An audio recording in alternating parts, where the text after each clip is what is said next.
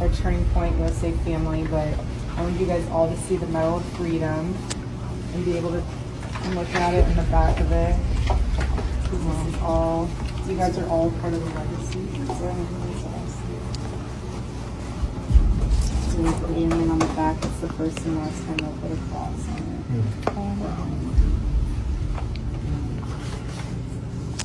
But yeah, you guys can, I literally will stand here so all of you guys like I'm not, I don't care. Everyone can have their moment and see.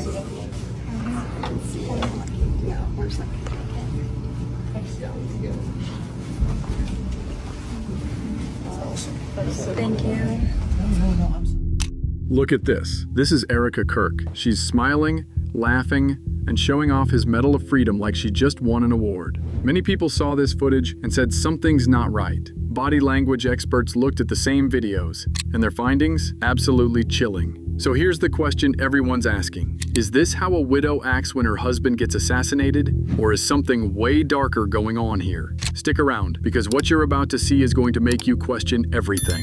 All right, let's get into this. Now, Charlie was a big name in conservative circles. Young guy, founder of Turning Point USA. Always out there debating people on college campuses. Love him or hate him, the dude had passion. But here's where things get weird, really weird. His widow, Erika Kirk, showed up on camera just days after his death. And listen, I'm not here to tell you how someone should grieve. Grief is different for everyone, right? But when you watch these videos, something just feels off. And I'm not the only one who noticed. Joe Rogan, who's no stranger to calling out BS when he sees it, started asking questions on his podcast. He looked at the whole situation, the shooting, the suspect, the weird details that don't add up, and he basically said, none of this makes sense. But here's what's really got people talking. Multiple body language experts have analyzed Erika Kirk's behavior, frame by frame, gesture by gesture, and folks, what they found is seriously disturbing. In this video, we're going to break down everything.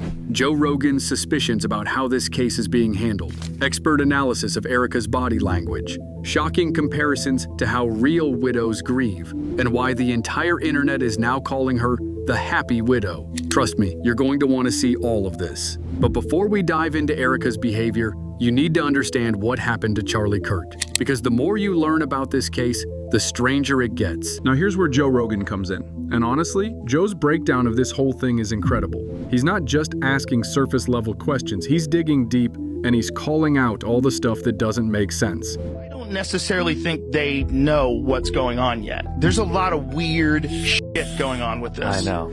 First of all, there was that one guy who was the decoy. All right, so you got this guy who's an older guy who starts yelling out. Didn't he take his pants down? He took his pants down. This guy was at 9/11. He was at the Boston bombings. All the hits. He called in a fake bomb at another place. And then he did this at this thing. Right after, so somehow or another, this guy has the state of mind that the moment someone gets shot, he yells out and says, I did it, and takes his pants down or something like that. I don't. And a guy wrote, this guy got what he deserved. No, he didn't. He had open debates. That takes courage. So if you didn't agree with him, you could come and speak. What's wrong with that? Listen to what Joe says about the suspect situation. There was this older guy who showed up at the scene, started yelling, I did it, and literally took his pants down, which, as Joe points out, is super convenient because now you can't interview him, can't ask him questions, can't figure out what the hell is actually going on. Joe Rogan literally says, what are the odds that this guy would be at all those different events? And he's right. If you ran that through any probability calculator, but wait, it gets crazier. The official story says the actual shooter was a 21-year-old kid, and supposedly he used his grandfather's rifle from World War I, a rifle with no serial code, a rifle he somehow disassembled, carried in a backpack, climbed onto a roof with, then reassembled, and made the shot. This kid who's not military trained, this guy, first of all, how did he get to the roof? How come nobody was looking? How come nobody was like, there's a direct line of sight between where he's sitting and those roofs? You guys didn't check? You don't have a drone? Like, that's insane. So he's on the roof, he shoots, he jumps from the roof, he jumps down 14 feet. Yeah, we saw didn't they have video of him jump? Somebody had a cell phone video of him jumping. There's a down, video right? of him jumping. So this guy, whoever it is, jumps off of the roof and lands, whether or not he's even the guy who shot him. Maybe he thought he was going to shoot him. Maybe he's a patsy. Maybe he did it. I feel like he's a plant. Did you see the video? Did you see the person doing the investigating on his mom's Facebook? No. You haven't seen this? Have you seen that, Jamie? Some dude online. His mom's got a weird Facebook. I It's spill coffee. very trippy. It doesn't make any sense. Now, Joe Rogan knows guns, like really knows guns. And he breaks down why this story is complete nonsense. He talks about how you'd need specific tools, Allen wrenches, gunsmith equipment, and even if you were highly skilled, it would take forever to disassemble and reassemble a rifle like that. Plus, there's the question of how this kid even got on the roof in the first place. No security, no drones, a direct line of sight to the target and nobody checked? Joe's reaction is basically, this story is horseshit. None of these things make any sense to me. And honestly, when you hear him lay it all out like that, you start to realize something is really, really wrong with the official narrative. Joe even says that if you want people to lose faith that anyone's going to solve anything, you add a bunch of confusing, wacky details. You leave a gun that didn't do it out in the woods. You have an old man take his pants down and yell, "I did it." You get some kid with a suspicious background. You make the whole thing feel fabricated. It's like he's saying, this might be intentional chaos. But while everyone's debating the conspiracy theories around the shooting itself, something else started catching people's attention. Charlie Kirk's widow, Erika. Okay, so imagine this. Your spouse just got shot and killed, assassinated, in front of a crowd. Just days ago. You're probably devastated, right? Probably can't eat, can't sleep, can't even think straight. That's what most people would expect. But that's not what happened with Erika Kirk. Just days after Charlie's death, Erika showed up on camera at Turning Point USA headquarters. And I want you to watch this footage carefully, because this is what started the whole controversy. Our Turning Point USA family, but I want you guys all to see the Medal of Freedom and be able to look at it in the back of it. You guys are all part of the legacy. So and then on the back, it's the first and last time they'll put a cross on it. Look at her face. She's smiling. Not a small, sad smile. A full, genuine smile. She's showing off Charlie's Medal of Freedom to the staff, talking about how they're all part of the legacy. She's excited, energetic, almost happy. And listen, I get it. People process trauma differently. Maybe she's putting on a brave face. Maybe she's in shock. But when you compare this to how most widows act just days after losing their spouse, the difference is pretty striking. One comment on this video went absolutely viral. It said, "Everyone grieves differently, but no one grieves like her." And honestly, that comment kind of sums up what thousands of people were thinking. But here's the thing, this wasn't the only footage. There was more. And when people started looking at all of it together, the picture that emerged was, well, let's just say it raised a lot of questions. So there's another video that surfaced. This one shows Erika arriving at an event in a car. And in this footage, she's supposedly crying, grieving, showing emotion. But here's what happened. People watched this video and immediately called it out. Love you, Erika. Charlie, Charlie, Charlie, Charlie. Love you, Erika. Charlie, Charlie, Charlie. Watch her face. Watch her body language. Does this look like genuine grief to you? Or does it look like someone who's trying to look like they're grieving? The internet had a field day with this one. Comments like bad acting and fake crying flooded the video. People started comparing her to actresses in movies who have to fake cry for a scene. And look, I'm not trying to be cruel here, but when you watch this footage, something just feels off. It's hard to put your finger on exactly what it is, but your gut tells you something's not right. But you know what? Maybe I'm wrong. Maybe we're all wrong. Maybe this is just how Erika processes grief. So let's do something. Let's compare this to what real, genuine grief looks like. Because if we're going to make judgments about Erika's behavior, we should at least see the contrast. Remember when Kobe Bryant died? His wife, Vanessa Bryant, lost her husband and her daughter in that helicopter crash. It was absolutely devastating. Now, Vanessa didn't make a lot of public appearances right after the tragedy, but when she did, you could see the pain, the genuine, raw emotion, the kind of grief that just radiates from someone who's lost everything. We have so many amazing things down the pipeline. Fail in due time. I am so excited. I miss you, all of you, every day. I love you. Look at this comparison. On one side, you've got Vanessa Bryant, barely able to hold it together, visibly heartbroken. On the other side, you've got Erika Kirk talking about amazing things down the pipeline and how excited she is. The contrast is, it's jarring, honestly. And this is when the internet started using a new term to describe Erika, the happy widow. Now I know that sounds harsh, really harsh, but when you watch these videos side by side, you start to understand why people are so disturbed by her behavior. Because here's the thing, grief doesn't have a rule book. People grieve in different ways. But there's a difference between processing grief differently and showing no signs of grief at all. And that's what's bothering people. It's not just that Erika is handling it differently, it's that she seems happy, energized, ready to move forward. Which brings us to the next part, the part that really made people's jaws drop. So after Charlie's death, someone had to take over Turning Point USA, and that someone was Erika. Now, taking over your late husband's organization is a big responsibility. It's emotional, it's heavy, and most people would approach it with a sense of duty, maybe even reluctance. But that's not how Erika approached it. She seems really upbeat, really happy, only days after her husband was assassinated. That looks like smiles. That looks like laughing and happiness and joy. So many people notice this. Erika was laughing right after her husband was assassinated. Now, I'm not saying she's celebrating. I'm saying it's weird. Listen to her tone here. She's talking about hosting the show, about continuing Charlie's work. And she's not somber. She's not reluctant. She's excited. She literally says, "I'm excited." It's weird to say excited. And yeah, Erika, it is weird to say excited when you're talking about taking over because your husband was just murdered. She goes on to talk about how blessed they are to have more work than we could ever dream of, how there are amazing things down the pipeline. And the whole time she's saying this, she's got this upbeat energy, this enthusiasm, like she's talking about a new business venture, not her husband's death. TikTok users started pointing this out. They made videos highlighting her tone, her word choices, her body language. And the general consensus was, this doesn't look like grief.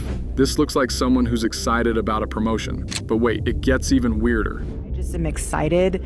It's weird to say excited, but it's also very surreal to say it because I know that God will use all of this in a way that will glorify Him, further Charlie's legacy, and Charlie's up in heaven just having... He's rooting us on. I know that. He's so rooting us on. Yeah. I know. In another clip, Erika talks about continuing to use Charlie's social media accounts. She says she wants to keep his voice alive, keep posting on his behalf. Now, on the surface, that might sound sweet, like she's honoring his memory. But here's what people are saying. Is it honoring someone's memory to tweet as them after they're dead? Or is it kind of creepy, kind of tone deaf? We're about to find out what actual experts think about all of this. Okay, so at this point, people were suspicious. But suspicion isn't proof, right? We needed someone who actually knows what they're talking about to break down Erika's behavior. Enter Dr. G, a professional body language expert. Dr. G watched hours of Erika's footage and analyzed it frame by frame. And what she found was really interesting. This is very much a real smile. The way that the eyes wrinkle, the way that the corners of the mouth go up, that all matches what would be a legitimate smile. So when people are saying, is she acting? Not right here she isn't. That seems to be actual. She actually feels good right there. A way that always keeps Charlie first and his dreams alive and his legacy. And then afterwards she says keeps his dreams alive. When she raised her eyebrows, she wants you to understand she is planning on keeping his dreams alive. That's something she's actually feeling as she's talking about it. Because when we raise our eyebrows, it brings attention to our face, and that's what she's focused on. You have to think so much of this is unconscious. So it's not like if she's trying to perform in some way that she could fake all of these things. What she's saying right now really does seem to be tied into how she's feeling. First, and his dreams. First, Dr. G noticed something called a Duchenne smile. This is a genuine smile that you can't really fake. It involves not just your mouth, but your eyes. They crinkle at the corners. It's the kind of smile you make when you're genuinely happy. And Dr. G spotted this exact smile on Erika's face when she was talking about Charlie's dreams and taking over his work. Now, what does that mean? It means Erika's positive feelings in that moment were authentic. She genuinely felt good about what she was saying. Think about that for a second. Just days after your husband is killed, and you're showing a genuine, authentic smile when talking about taking over his organization. That's not normal grief behavior, folks. But Dr. G noticed something else too. We will have consistency. The members So we will have consistency. She really wants people to understand this. And that's what's interesting and what's different about when she's talking about this relative to some of what she's talked about before. So we're seeing a difference in body language here and what we saw at the beginning. At the beginning, she was connecting with the other people in the room, sharing stories, talking about Charlie, feeling good. Now she's talking about continuing the legacy of Turning Point USA and the Charlie Kirk Show. There is an intensity here. I think this is something she feels very strongly about. And so you're not seeing the smiles and the warmth in the same way at this point. And that's not being critical. I think that's just a difference in how intense she is and how serious she is about what it is that she's doing. When Erika started talking about the future of the show and making promises about consistency, her entire body language changed. She squinted. She looked directly into the camera. Her tone shifted from warm to intense. Dr. G said this showed Erika was very serious about continuing the legacy. She wasn't just going through the motions. She was committed, determined, focused. And again, that's interesting, right? Because most widows aren't thinking about business strategy and show consistency days after their husband's murder. They're thinking about how to get through the next 5 minutes without falling apart. But Erika, she's making business plans. She's strategizing. She's locked in. So Dr. G's analysis basically confirmed what a lot of people were already thinking. Erika's behavior doesn't match what you'd expect from someone in genuine grief. But we're not done yet, because another body language expert looked at this footage, and what they found was even more disturbing. So a second body language expert took a look at Erika's interviews, and they zeroed in on one particular moment that they called tone deaf and really disturbing. But I want to preface, we're not awkward. We're not like weird. Cringy. We're not cringe. We're not going to be tweeting as if it's him. That's tone deaf and really disturbing. And anyone who does that's like morbidly off. Yeah. That's not what's happening. What's happening is the team is keeping this alive because we have Charlie in each and every one of us. Yes. And it is going to be continually the North Star of the conservative movement, of the voice of the youth, of the voice of the base, and that will not end. All right, so earlier we talked about incongruity, and sometimes that means when something is incongruent with the environment, but other times it's an incongruity between someone's words and behaviors.